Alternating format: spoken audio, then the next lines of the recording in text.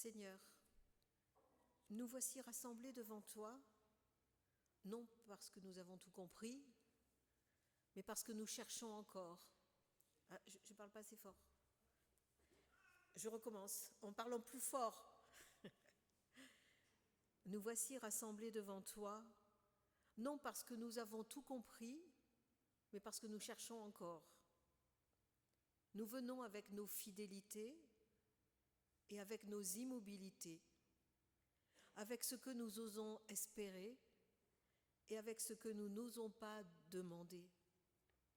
Ouvre ce temps de culte comme un espace de vérité où ta parole nous met debout. Amen. Et je vous propose de chanter le 21-13, réunis en ton nom.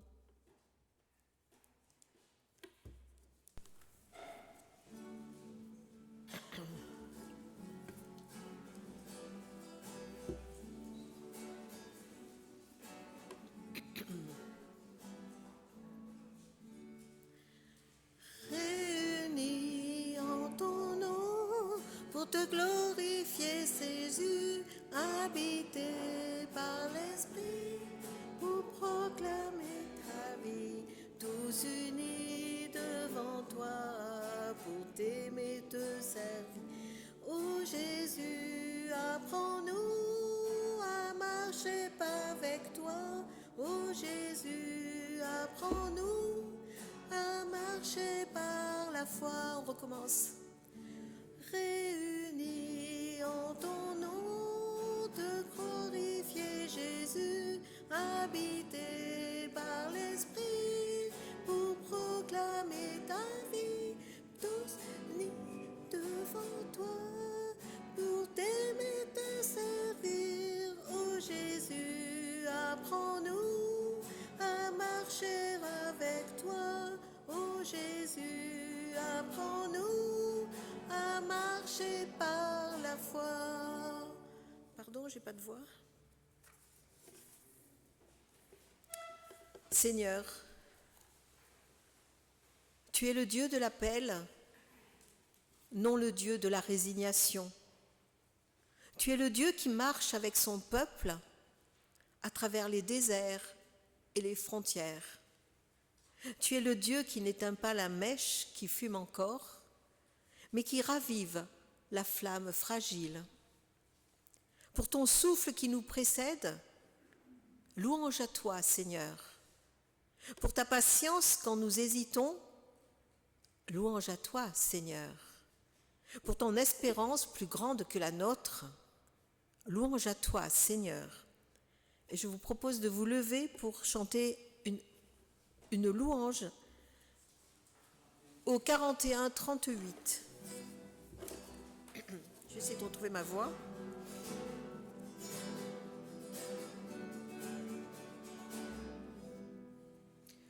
Louange et gloire à ton nom, alléluia, alléluia.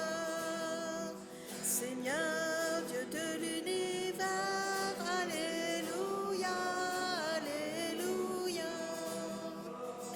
Gloire à Dieu,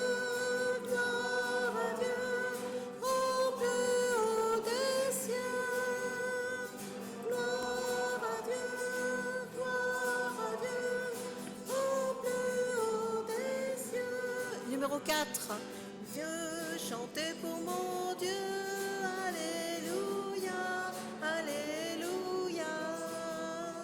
Dès l'aube et toute ma vie, alléluia, alléluia. Gloire à Dieu, au plus haut des cieux. Gloire à Dieu, au plus haut des cieux. Merci. Asseyons-nous pour la prière de repentance et inclinons-nous dans la prière. Il est écrit dans Lévitique 19, verset 2, « Sois saint, car moi, le Seigneur votre Dieu, je suis saint. » Seigneur, nous confessons que bien souvent, Nous confondons la foi avec l'habitude et la confiance avec l'immobilité. Nous confessons nos peurs de changer, nos renoncements discrets, nos silences quand il faudrait oser. Nous confondons notre désir d'une foi tranquille qui ne dérange ni nos certitudes ni nos frontières. Pardonne-nous, Seigneur, lorsque nous cessons d'avancer alors que tu nous appelles encore. Amen. Et nous restons assis pour chanter le 4304. Seigneur reçois, Seigneur pardonne, le 1 et le 4 aussi. Attends.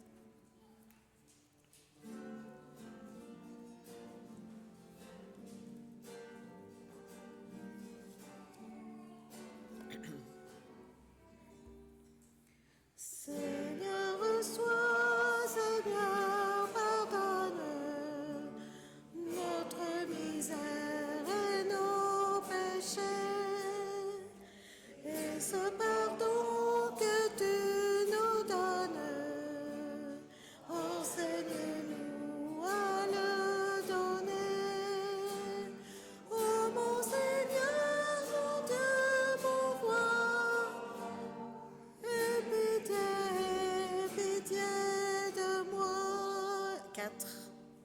Autour de nous, tant de misère, tant de malheurs abandonnés. Nous te prions que vienne l'heure, justice et ta pitié. Ô Seigneur, mon Dieu, mon roi, aie pitié de moi. Levons-nous pour recevoir le pardon de Dieu. Écoutons cette promesse qui est dans 1 Corinthiens, chapitre 3, au verset 2. Je vous ai donné du lait, non de la nourriture solide, car vous ne pouviez pas la supporter. Dieu ne nous rejette pas pour notre immaturité. Il nous appelle à grandir. En Jésus-Christ, le pardon est donné, la patience est offerte et la route reste ouverte. Recevez cette parole de grâce. Vous êtes pardonnés et appelés à vivre. Amen. Et nous chantons le 41-42. Chante Alléluia au Seigneur.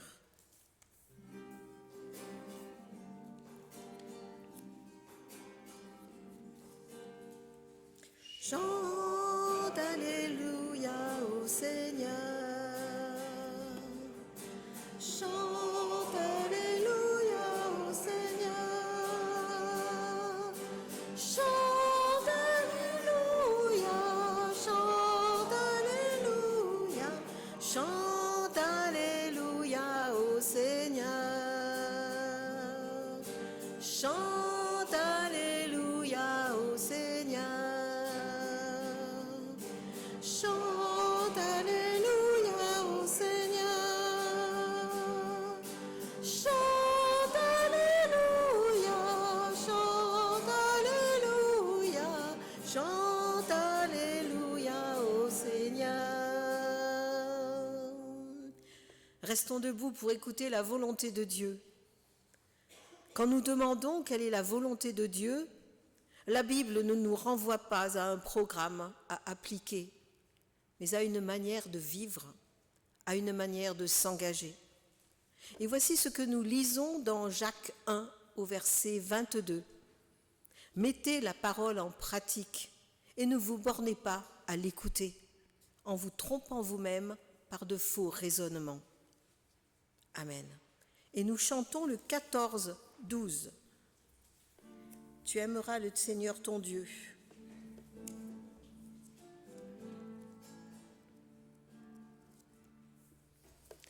Tu aimeras le Seigneur ton Dieu de tout ton cœur,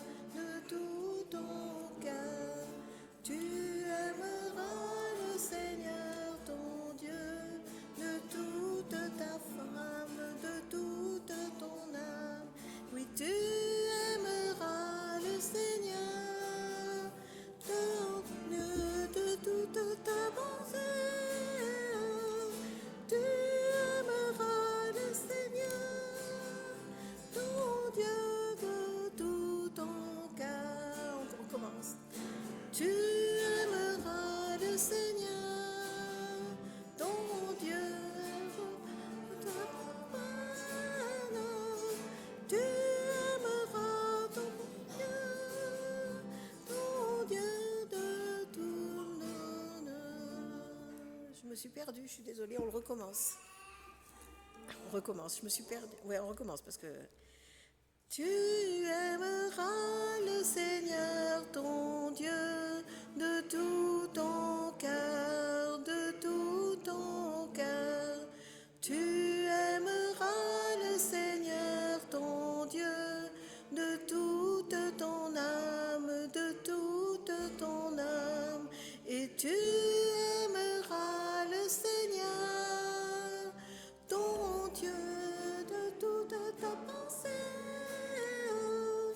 Tu aimeras le Seigneur, ton Dieu de tout ton cœur, et tu aimeras ton prochain comme toi-même. Tu aimeras le Seigneur, ton Dieu de tout ton cœur. Je suis désolée, je n'ai pas de voix. Asseyez-vous, asseyez-vous.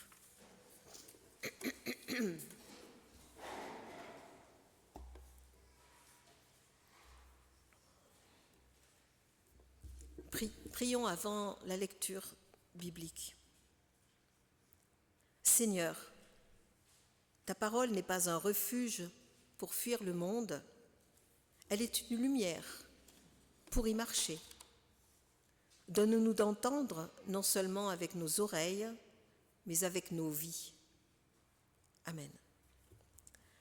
Donc les deux textes d'aujourd'hui sont dans 1 Corinthiens 3, le verset 1, 23. Et le deuxième, c'est dans Matthieu 15.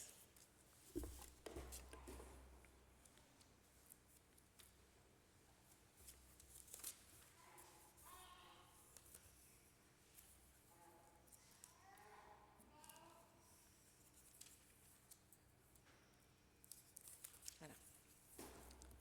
1 Corinthiens 3, j'enlève mes lunettes. Pour moi, frères, ce n'est pas comme à des hommes spirituels que j'ai pu vous parler, mais comme à des hommes charnels, comme à des enfants en Christ. Je vous ai donné du lait, non de la nourriture solide, car vous ne pouviez pas la supporter. Et vous ne le pouvez pas même à présent, parce que vous êtes encore charnels.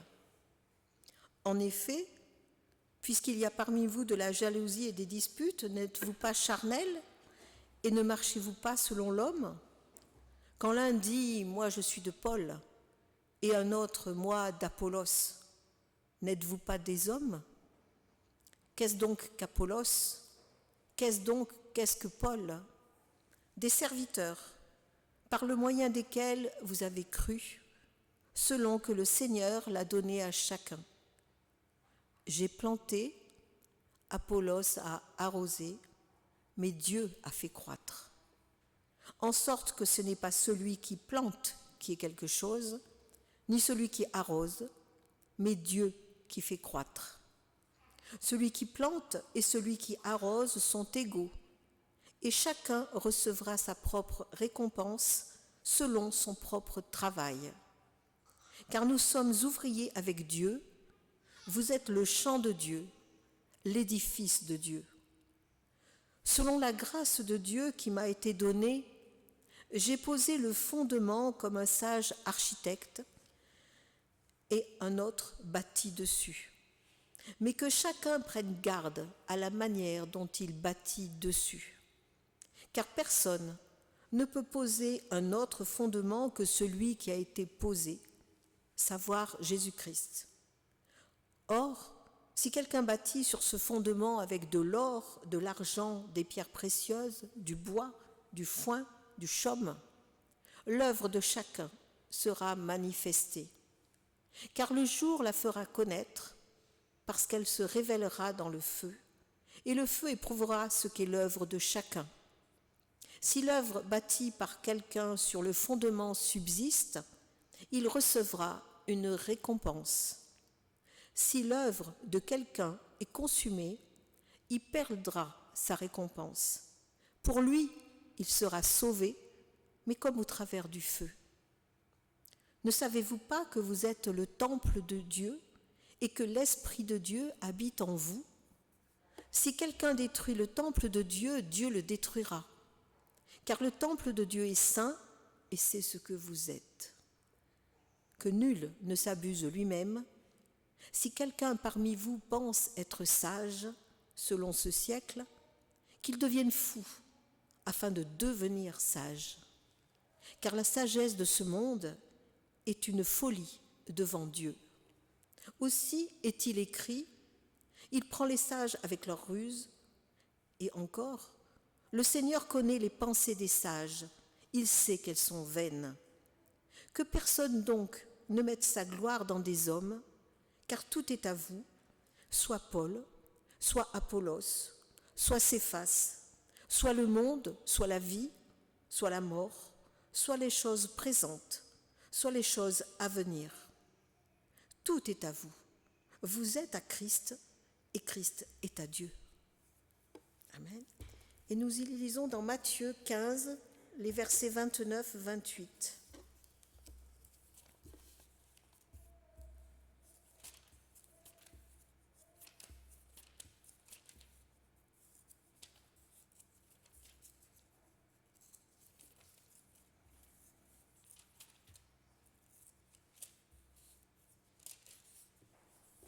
Matthieu 15, 21-28.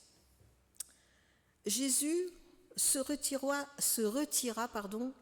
dans le territoire de Tyr et de Sidon. Et voici une femme cananéenne qui venait de ces contrées, lui cria « Aie pitié de moi, Seigneur, fils de David. Ma fille est cruellement tourmentée par le démon. » Il ne lui répondit pas un mot. Et ses disciples s'approchèrent et lui dirent avec insistance « Renvoie-la, car elle crie derrière nous. » Il répondit « Je n'ai pas été envoyé qu'aux brebis perdues de la maison d'Israël. » Mais elle vint se prosterner devant lui, disant « Seigneur, secours-moi. » Il répondit « Il n'est pas bien de prendre le pain des enfants et de le jeter aux petits chiens. » « Oui, Seigneur, dit-elle. Mais les petits chiens mangent les miettes qui tombent de la table de leur maître. » Alors Jésus dit « Femme, ta foi est grande, qu'il te soit fait comme tu veux. » Et à l'heure même, sa fille fut guérie. Amen.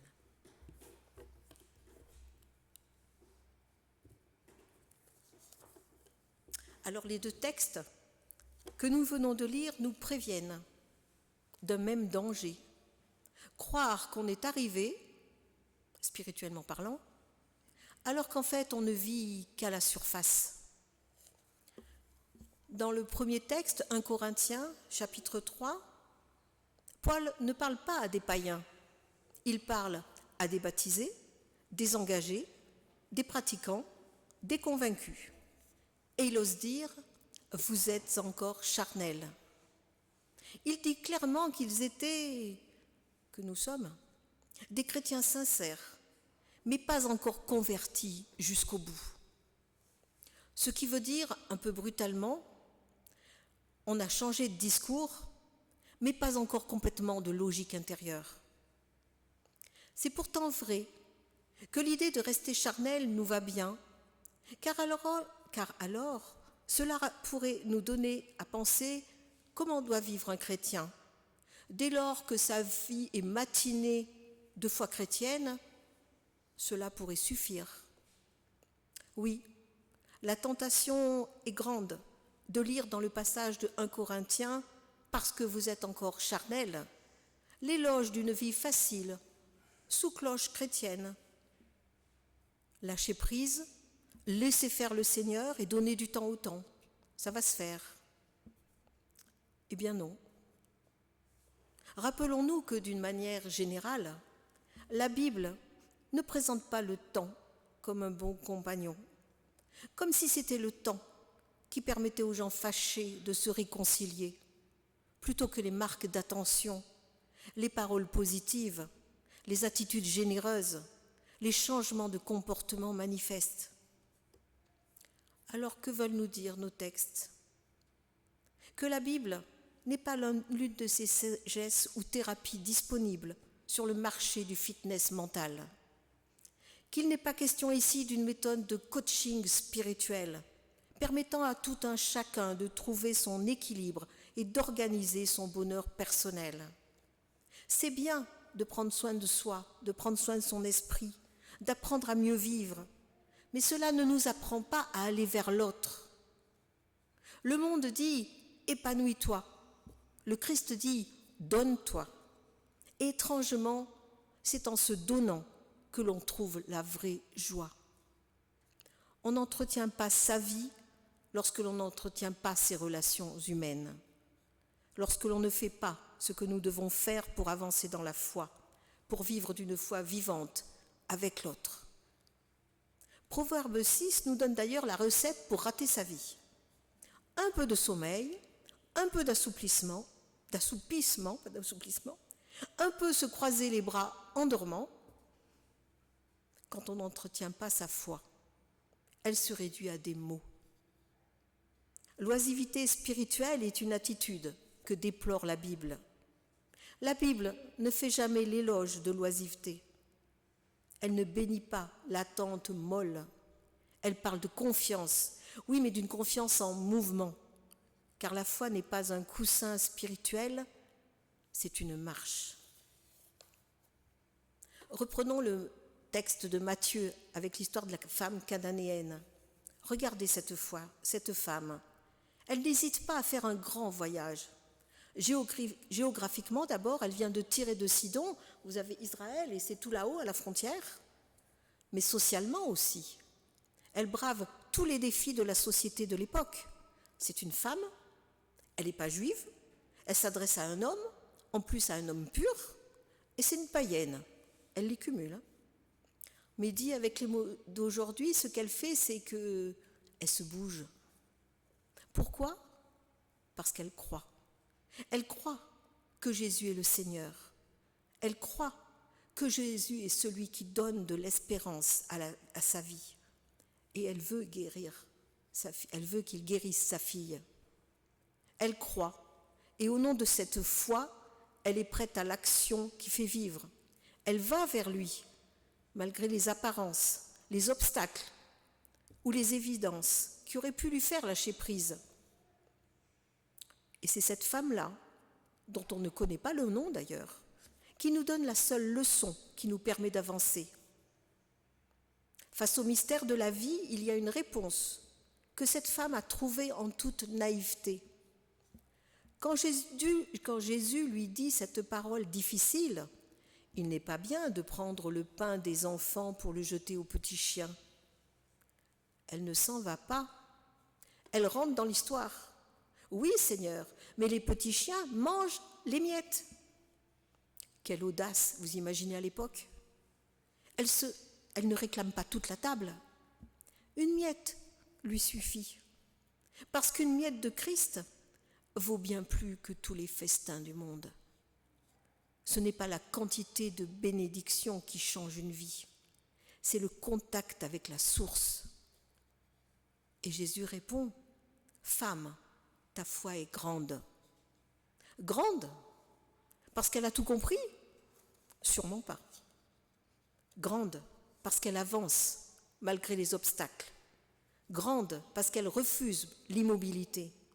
Grande, parce qu'elle persévère dans l'espérance.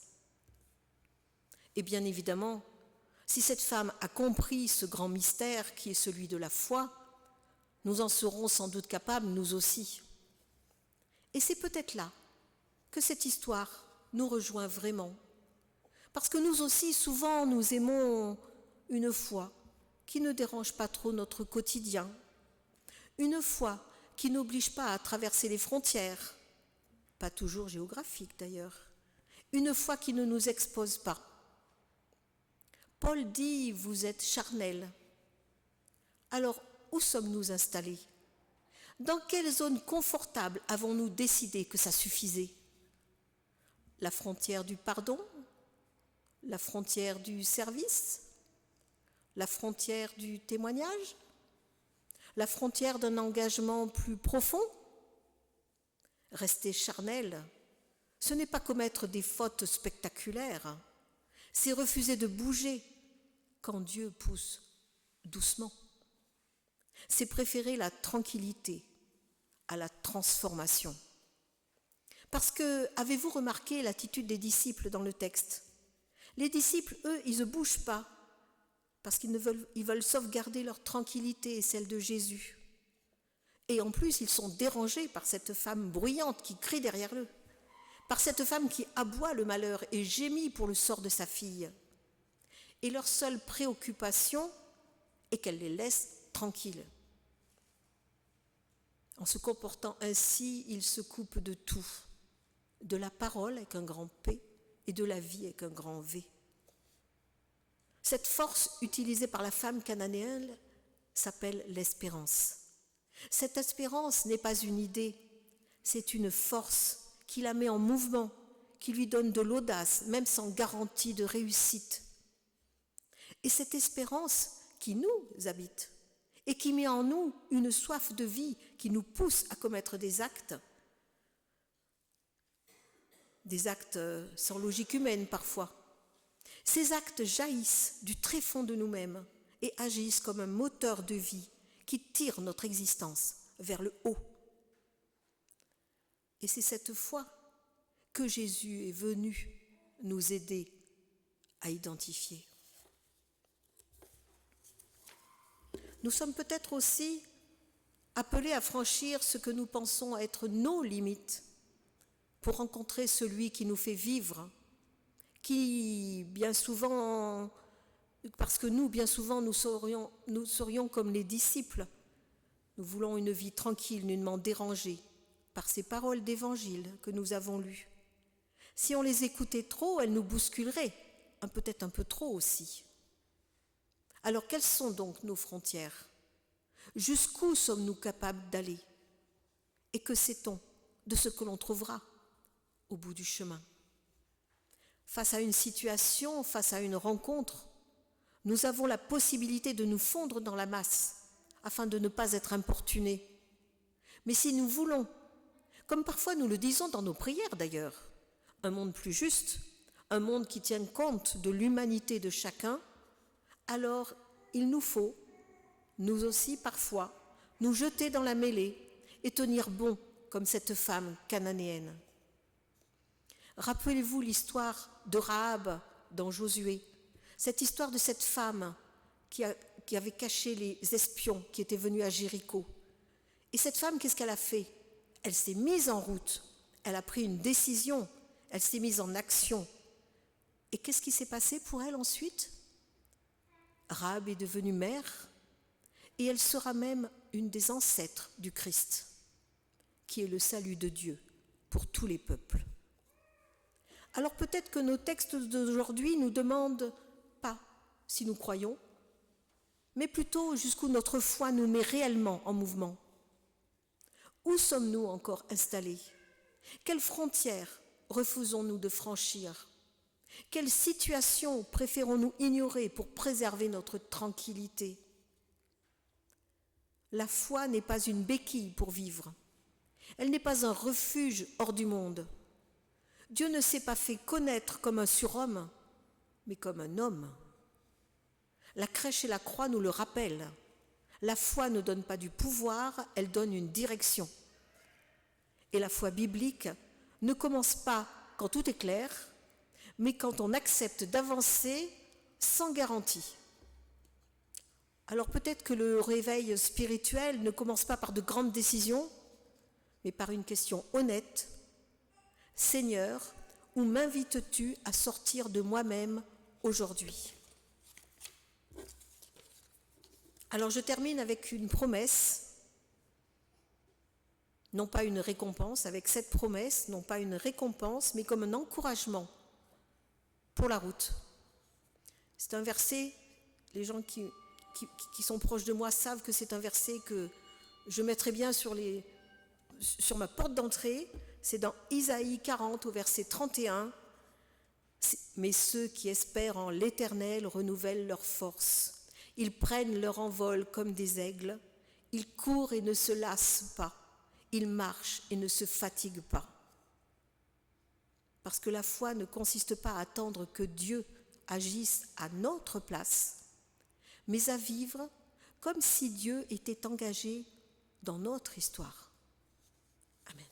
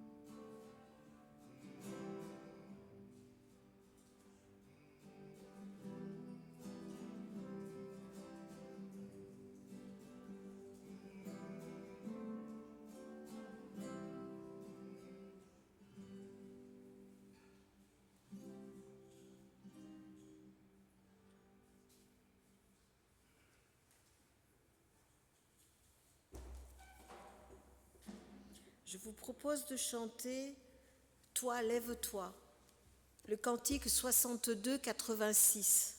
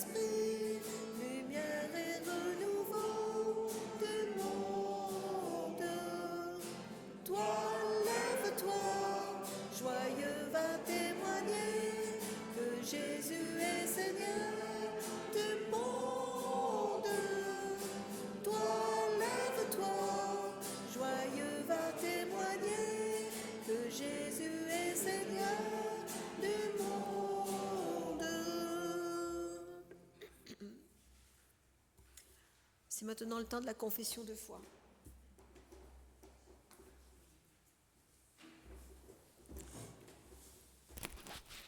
Nous confessons notre foi chrétienne. Seigneur, nous croyons que tu es le Dieu vivant, qui marche avec son peuple dans l'histoire, dans le doute, dans l'espérance. Nous croyons que tu es le Dieu qui ne se contente pas de ce qui est installé, mais qui appelle toujours plus loin, au-delà de nos frontières visibles et invisibles.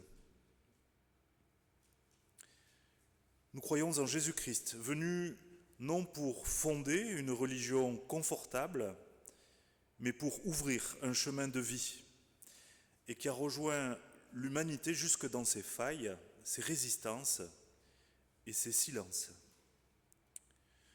Nous croyons que Jésus n'a pas aimé en parole seulement, mais en acte, qu'il a traversé les refus, qu'il a tenu bon là où tout invité a renoncé, et qu'il nous appelle encore aujourd'hui à une foi qui se met en marche. Nous croyons en l'Esprit Saint, souffle discret et tenace, qui travaille nos vies de l'intérieur, qui dérange nos immobilités et qui fait grandir en nous une espérance plus forte que la peur. Amen. Et nous chantons, alors c'est Marche à ma présence, c'est sûr ? Oui. 53 05.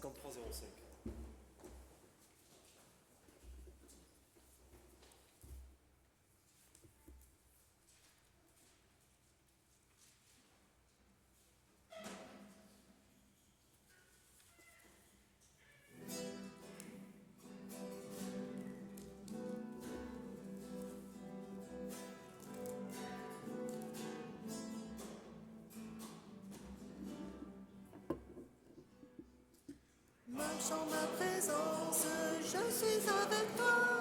Lorsque tu avances, je prends ton chemin. Marche en ma présence, je te tiens la main.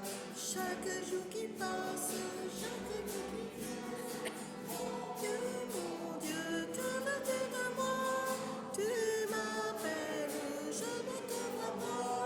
Mon Dieu, toi tu me connais. Dis-moi, quel est ton secret? Marche en ma présence, je suis avec toi. Le Dieu de l'Alliance, n'oublie pas les siens. Dans ce qui te perd, je te tiens la main. Dans ce qui te perd, dans le moindre lieu.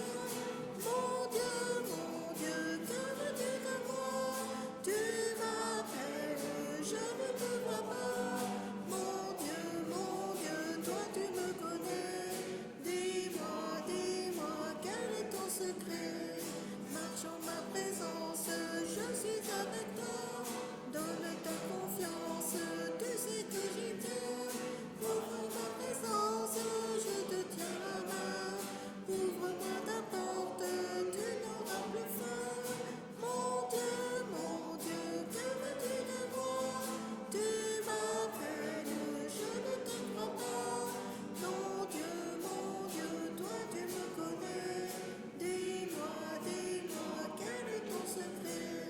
Marche en ma présence, je suis avec toi. Lorsque l'on avance, n'attends pas demain. Marche en ma présence, je te tiens la main.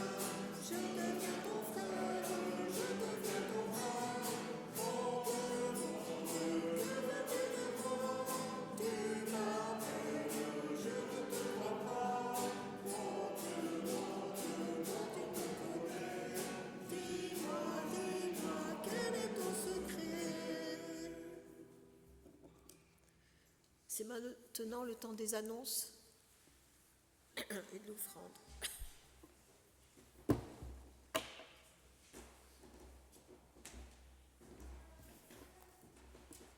Bonjour à tous.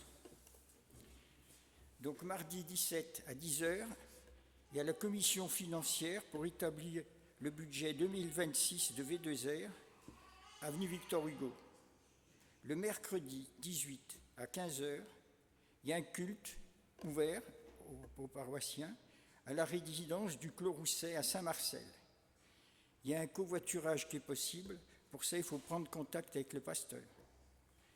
Jeudi 19-2, la chorale est en vacances, mais elle va avoir des gros devoirs en vue du concert hommage à Pierre Hubler, le 21 mars prochain à 15h30.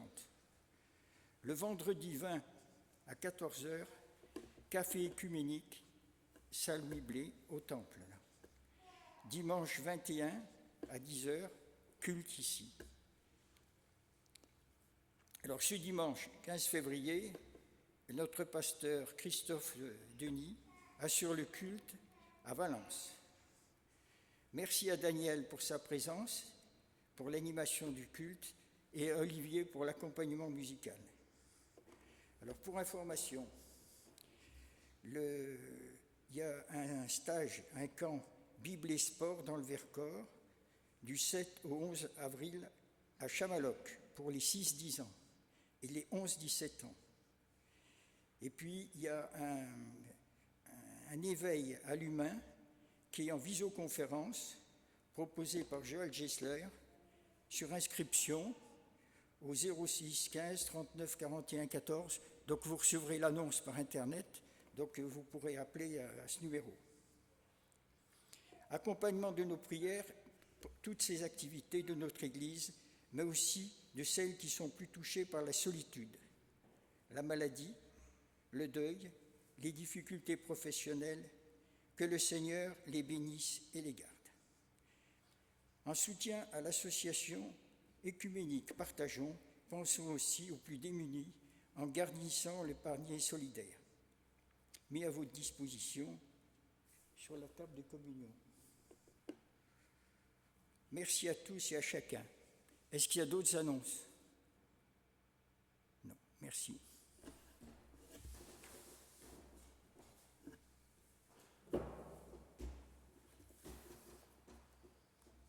C'est le temps de l'offrande.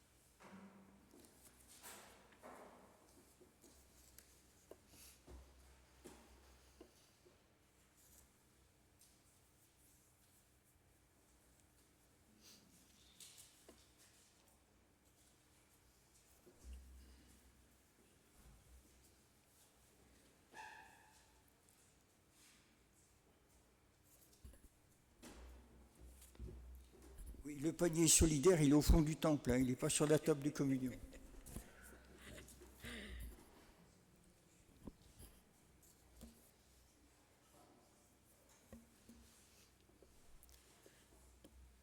Seigneur, reçois ce que nous déposons devant toi, le fruit de notre travail, le temps que nous offrons et le désir de marcher avec toi. Amen. C'est maintenant le temps de la prière d'intercession. Seigneur, nous venons devant toi avec le monde tel qu'il est, fragile, blessé, souvent inquiet. Nous te confions celles et ceux qui vivent dans la peur du lendemain, celles et ceux qui manquent du nécessaire, celles et ceux dont la dignité est mise à mal par la violence, la guerre ou l'injustice. Donne à notre monde des chemins de paix, des paroles qui réparent et des gestes qui redonnent confiance. Seigneur, nous te confions celles et ceux qui luttent dans leur corps, dans leur santé, dans leur fatigue, dans leur solitude. Sois proche de ceux qui souffrent en silence, de ceux qui n'osent plus demander, de ceux qui attendent encore un signe de vie. Nous te confions aussi celles et ceux qui portent des responsabilités dans les familles, les institutions, les églises, la société. Donne-leur la sagesse du discernement, le courage des décisions justes et l'humilité de reconnaître leurs limites. Seigneur, nous te confions notre Église. Garde-la d'une foi repliée sur elle-même. Garde-la de la peur de déranger. Donne-lui d'être un lieu de parole vraie, un espace d'accueil et un signe d'espérance pour celles et ceux qui cherchent encore. Nous te confions enfin nos vies personnelles, nos chemins parfois incertains, nos engagements, nos hésitations et nos élans. Apprends-nous à espérer sans naïveté, à agir sans nous décourager et à marcher avec confiance, même lorsque nous ne voyons pas encore la route.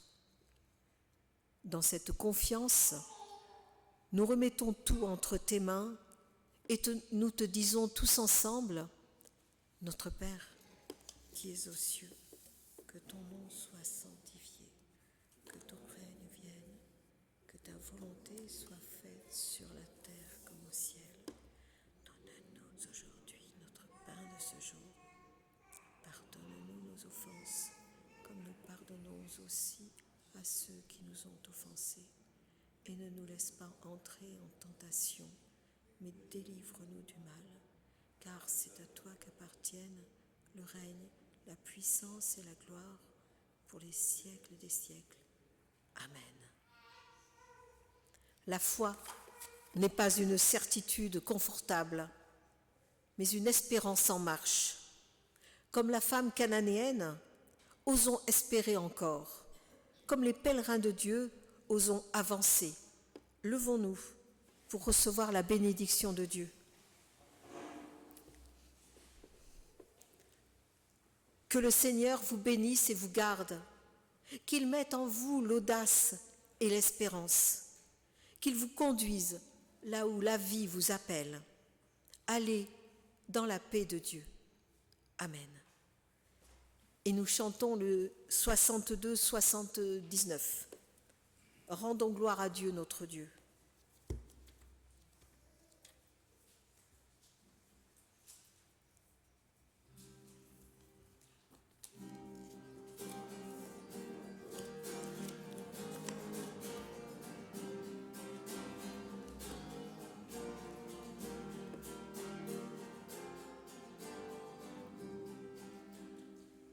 Rendons gloire à Dieu notre Père, bénissons notre Rédempteur, et que l'Esprit Saint nous libère de la tristesse et de la peur.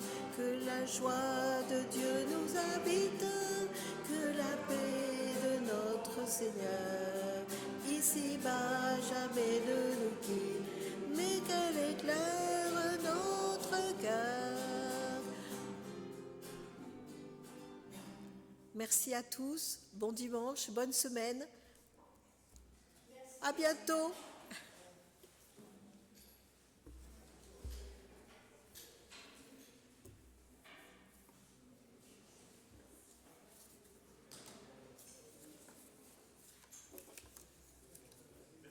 Merci.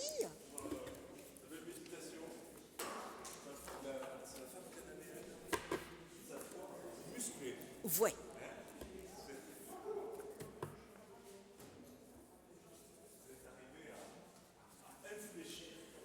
Oui.